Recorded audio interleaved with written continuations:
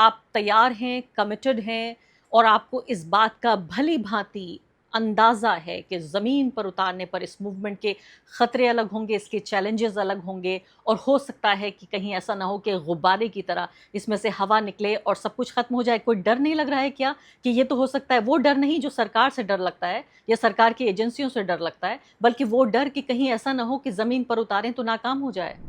अरफा, मुझे फेलियर से ज़्यादा इस बात का डर है कि मैं ट्राई ना करूं। और मुझे लगता है कि इस देश के हर युवा को अब वही लगता है, क्योंकि जब हम कोई चीज़ करने जाएंगे तो हो सकता है कि कुछ चीज़ें सक्सेसफुल हो, कुछ चीज़ें ना हो। पर इसका मतलब ये नहीं कि हम ट्राई ही ना करें। तो हमें ट्राई तो करना पड़ेगा।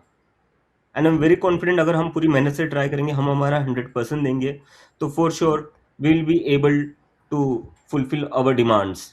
8 लाख लोगों ने आपका डिजिटल कैंपेन पे सिग्नेचर किया जिसमें आपने कहा कि हमें शिक्षा मंत्री का इस्तीफ़ा चाहिए। इन 8 लाख लोगों में क्या आपको लगता है कि 50,000 लोग या भूल जाइए चलिए 10,000 लोग भी इकट्ठा होंगे, जो आपका ये जी मुझे फ़िज़िकल पूरा कैंपेन है? जी, मुझे पूरा यकीन है ये लोग आएँगे, क्योंकि मैं पिछले 15 दिन से इन लोगों से बात कर रहा हूँ। मुझे ढेर सारे हज़ारों मैसेजेस आ रहे हैं, जहाँ पर लोग मुझे खुद बता रहे हैं कि ये मूवमेंट हमें सोशल मीडिया तक लिमिटेड नहीं रखनी है।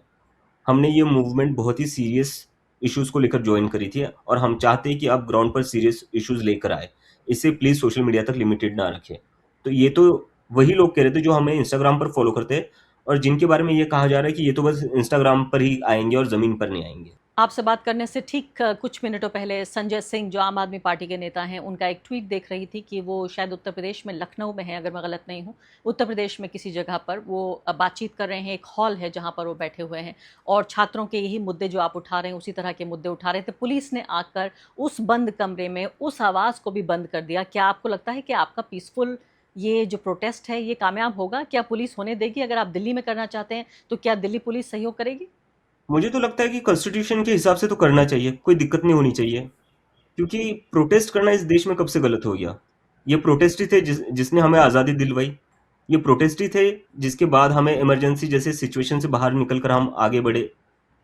तो इस देश में प्रोटेस्ट करना कब से गलत हो गया? और जबकि हम बार-बार कह रहे हैं कि हम जो भी करेंगे within our constitutional rights करेंगे, and in a very peaceful manner करेंगे। तो मतलब सरकार को जो एक्शन लेना है वो ले लेंगी, और उससे पता चलेगा कौन कॉन्स्टिट्यूशन फॉलो कर रहा है और कौन नहीं कर रहा है। हम तो पूरी तरह कॉन्स्टिट्यूशन के हिसाब से चलेंगे। Now the ball is in their court. बिल्कुल।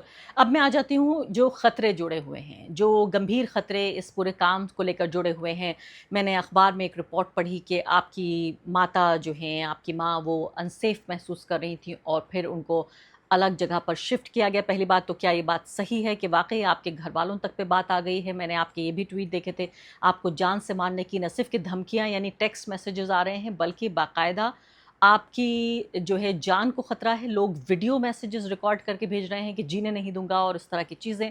तो मैं आपसे 2 सवाल के 2 हिस्से हैं, पहली बात तो आपकी जान को क्या आपको लगता है खतरा है? दूसरी बड़ी बात, क्या आपकी माँ को खतरा हुआ और वाक़ई उनको शिफ्ट किया गया? तीसरी बड़ी बात, इन खतरों को जानते हुए भी अभिजीत दीपके क्यों भारत आना चाहते हैं? तो ये बात बिल्कुल सही है। मुझे काफ़ी सारी धमकियाँ मिली है। मुझे व्हाट्सएप अननोन नंबर से व्हाट्सएप मैसेजेस आ रहे हैं कि तू भले ही यूएसए में रहता है तो क्या हुआ, तेरी फैमिली तो इंडिया में, उनको देख लेंगे।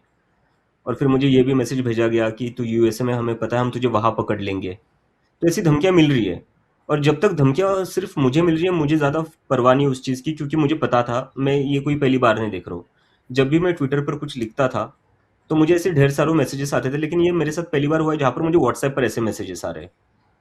लेकिन मुझे पर्सनली इसका डर नहीं लगता। हाँ, लेकिन मुझे चिंता ज़रूर होती है जब मेरे माँ-बाप को इसमें घसीटा जाए, because this is the decision I made.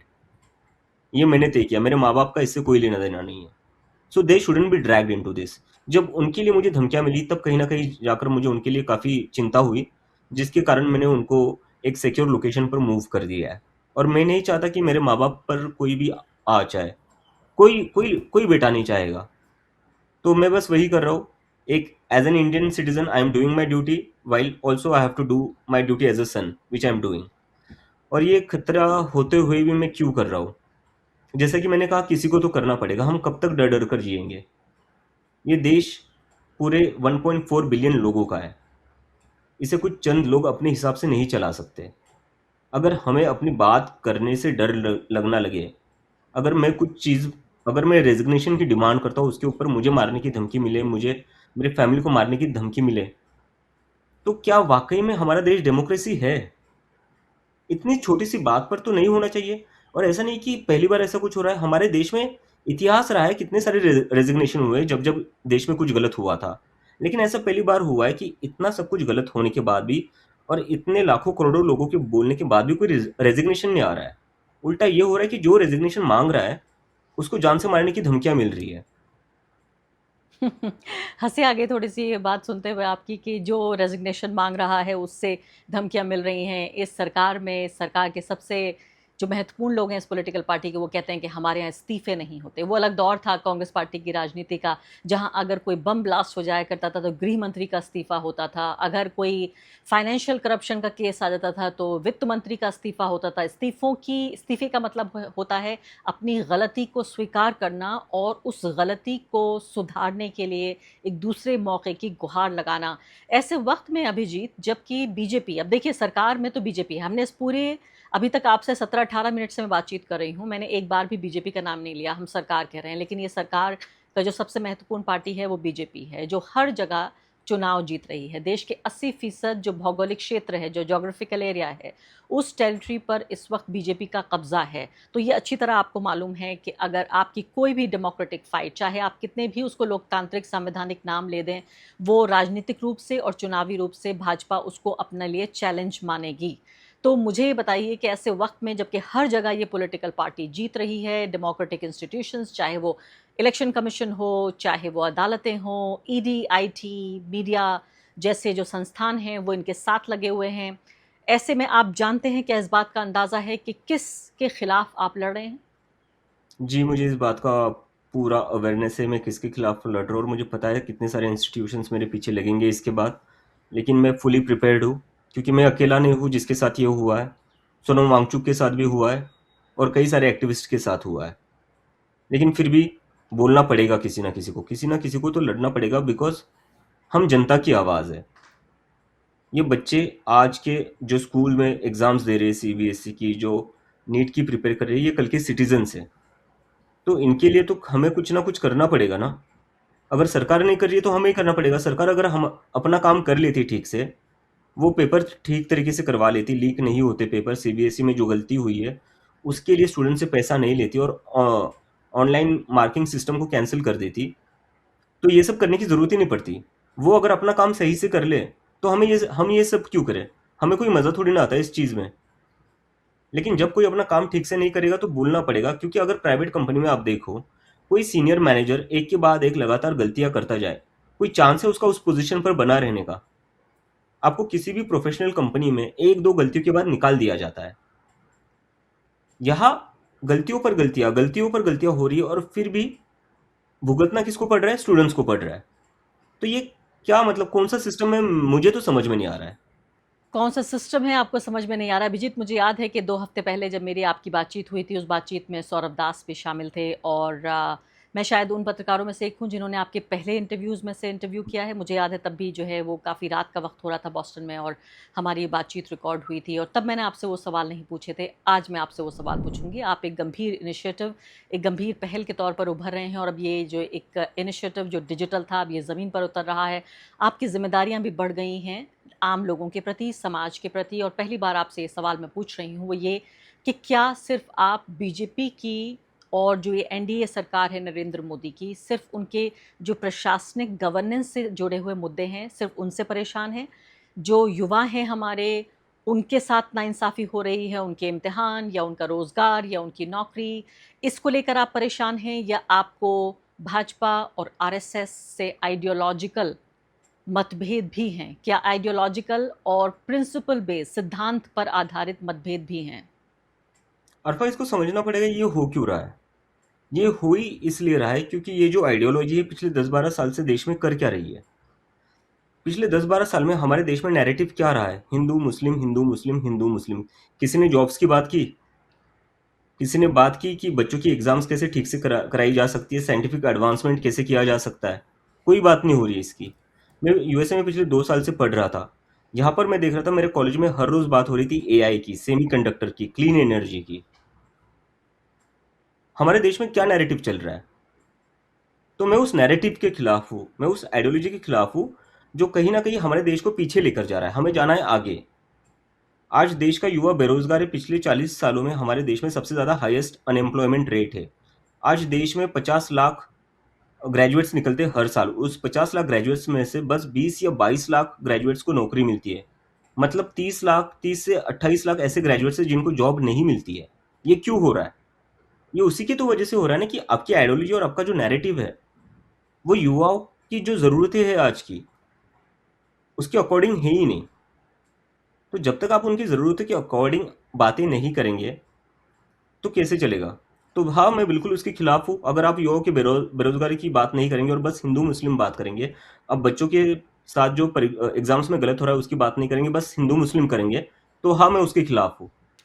आप इस बात के खिलाफ हैं कि किसी भी व्यक्ति को उसके धर्म के आधार पर प्राथमिकता मिलना चाहिए या उसकी जाति के आधार पर प्राथमिकता मिलना चाहिए, या भारत के संविधान जो कि कहता है कि धर्मनिरपेक्ष और साथ ही उदारवादी संविधान है ये, उसको हटाकर एक तरह से एक हिंदू राष्ट्र बनाने की, जहां हिंदू फर्स्ट पॉलिसी होगी, उसकी बात कर रही है बीजेपी और आरएसएस। बात नहीं कर रहे हैं, बल्कि उन्होंने पूरे तरीके से अमल में लेकर आ रहे हैं। 12 साल में पहली बार ऐसा लग रहा है कि हर एक गांव, एक कस्बा मिलाकर एक राज्य, उस तरह का राष्ट्र बनाने की कोशिश हो रही है।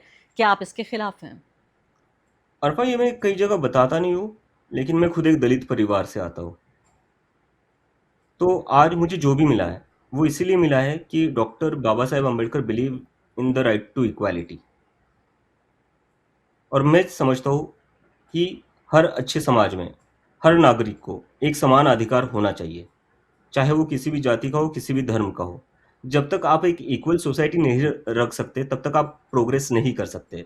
अब दुनिया की सारी कंट्रीज उठा लीजिए, जहाँ जहाँ कंट्रीज पीछे रही है वो कहीं पर रेशियल डिस्क्रिमिनेशन की वजह से रही है, कहीं पर रिलीजियस चीज़ों की वजह से रही है। What we need is a country with a scientific temper that can understand the modern society and that can understand where the future is going to be. बहुत अच्छी आपने बात कही और मन बड़ा खुश हुआ। ये सवाल पूछने के लिए काफ़ी उतावली थी मैं आपसे, क्योंकि मैं किसी भी पॉलिटिकल इनिशिएटिव को तब तक गंभीरता से नहीं लेती जब तक कि कम से कम दो मुद्दों पर मुझे उनकी राय साफ नहीं होती। एक है धर्मनिरपेक्षता और दूसरा है जातिवाद। अगर इन दोनों मुद्दों पर अगर कोई भी पॉलिटिकल इनिशिएटिव बहुत सीरियस हो या ना हो, ज़मीन पर हो, डिजिटल हो, मुझे लगता है गंभीरता से लेने की ज़रूरत नहीं है। और ख़ासकर याद आ रहा है, आपको पता नहीं बुरा भी लग सकता है, राघव चड्ढा का उदाहरण देना चाहती हूँ, जो कहते थे कि चाय के साथ समोसा फ्री मिलना चाहिए, और तमाम तरह के सिविक इश्यूज़ को उठाते थे, और देखिए कैसे भाजपा में चले गए। मैं आपको इसीलिए ठोक बजा रही हूँ अभिजीत, क्योंकि जो दर्शक है हमारे चैनल का, वो दर्शक वो है जो एक प्रताड़ित समाज से आता है, ज़्यादातर गरीब है, उन 80 करोड़ लोगों में से है जिनको भारत की सरकार राशन देती है, यानी इकोनॉमिकली की भी वीक है वो। और वो किसी भी नए इनिशिएटिव, किसी भी नई पहल से, जिसे कहते हैं दूध का जला छाछ भी फूंक कर पीता है, मैं छाछ फूंक रही थी इतनी देर से, और ये इसलिए जानने की ठोक बजाकर आपको देखने की कोशिश करती हूँ कि आखिर है तो है क्या, किस तरह से आप ये स्टैंड ले रहे हैं। अब आखिरी बात आपसे, बिल्कुल आखिरी सवाल।